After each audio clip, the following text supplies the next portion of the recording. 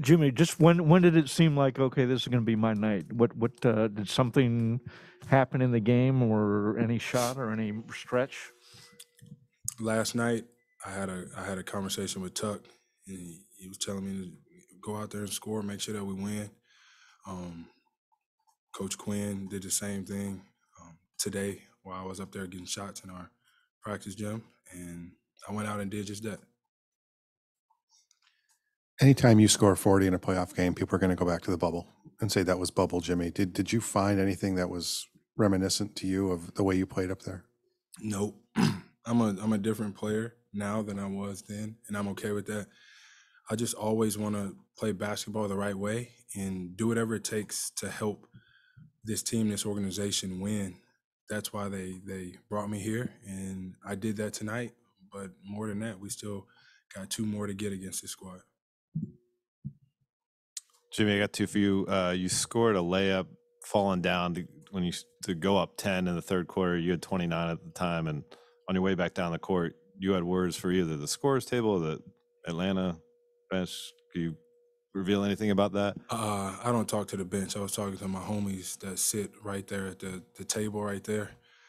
They always come out and hype me up. Mac James, who I was at the game, Theo, and somebody else, I can't remember. But yeah, I'm always looking at them. They talking to me, keeping me going, letting me know who I am. So I appreciate my guys for that. And scrolling through your Instagram story throughout the day, you listened to Backstreet Boys. I do. And you played some sort of card game. What was the card game to get ready for Spades. Spades? Spades, yeah. Whoop they tail too. I ain't gonna cuss. Whoop they tail. So was that the right combination of music and card games to put your Like place to I'm perform? a huge fan of the Backstreet Boys, and I just love to compete at anything. But anything to take my mind away from basketball for a little bit is always good. It's good for everybody. But that's just what I do on game days. It's music, drink my coffee, and compete with my guys. Jimmy, I know you've been saying now for the past few weeks that teammates have been pushing you to shoot more threes. I know you're wearing the shooting sleeve, but how do you kind of explain the recent uptick in that area of your game? Everybody's just getting on my nerves about shooting more threes, honestly. So I'm out there. I shot one damn near from the logo, and I knew it wasn't going to go in, but I still had to shoot it. But I'm trying to tell you, my teammates and the coaches and everybody got so much confidence in me to score the ball and facilitate the ball and get a stop. I just be out there hooping. I don't even realize that I'm really shooting a three. I'm just taking the shot that the defense gives me, and they've been going in as of late. Don't jinx me though. So we'll keep it going. Sorry to bring up threes again, but one more thing on it. From a mechanical standpoint, have you done anything different with the shot? Have you experimented with any changes recently? And do you feel like it makes your mid-range game, which is already very good, even more dangerous when you're hitting threes consistently? I think so. I work out a lot with Chris Brickley, and he's always letting me know, shoot more and more threes. We work on it day in and day out, and he's been a huge help. Can't wait to work out with him in Atlanta as well, and we'll see how many threes I can make next game. Jimmy, I think if you guys just would have gotten this level of defense from Gabe and nothing else, you probably would have taken it based on what he's done against Trey, but he's also scored and been a factor on both ends. Just your thoughts 2 games in on what Gabe has provided. Did you see this in any way coming? Thank you. Of course, Gabe has been playing that way for us all year long. I think that he does more than just shoot threes. You know, he's getting into the paint, getting guys involved, and then he's just pesky as hell on the defensive end, making it tough for whoever he's lined up against. He doesn't back down. We all respect that. We all love him for that, and he's a huge key to us pulling out these 2 dubs. Jimmy, I think we all agree that this is a different team than the bubble team. The way it's constructed, the way that you guys kind of operate. Why do you say you're a different player? Because day in and day out, night in and night out, it could be different for anybody. I'm not going out there. I'm not as ball dominant as I was in the bubble.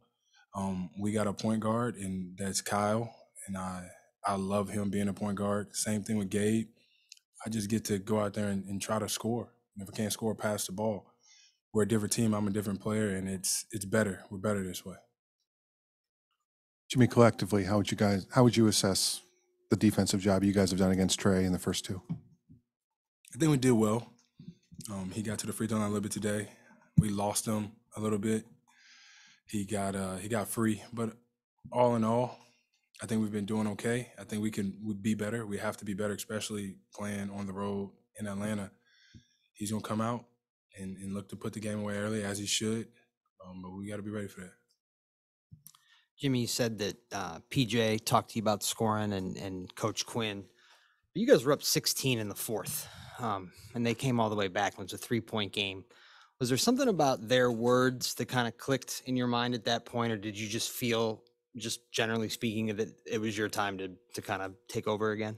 I wouldn't call it taking over. I just think it was just playing great basketball. Kyle setting hella screens. Same thing with Bam. Guys spacing the floor the right way. So I got driving lanes where I can pull up and shoot the basketball. It really wasn't taking over. It was just playing basketball the right way. And it just so happened that I was on the receiving end of scoring the bucket. Next game, it could be Tyler. I hope it's Tyler. Could be Bam. I hope it's Bam. But as long as we win, I don't care who does it. Jimmy, it seemed like one of the things that got your scoring going early was kind of getting the correct switches and kind of getting to your spots in the low post. Was that intentional at all heading in? Because it seems like that's kind of one of the advantages for you in this series. Yes.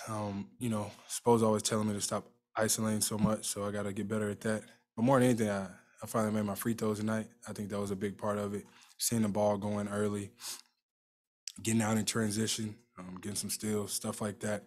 You get some easy ones, the basket starts to get bigger. And, same thing happened for Trey tonight. He got some 50-50 balls, put the ball in the basket, and then he ran off 6-8 straight or whatever it was.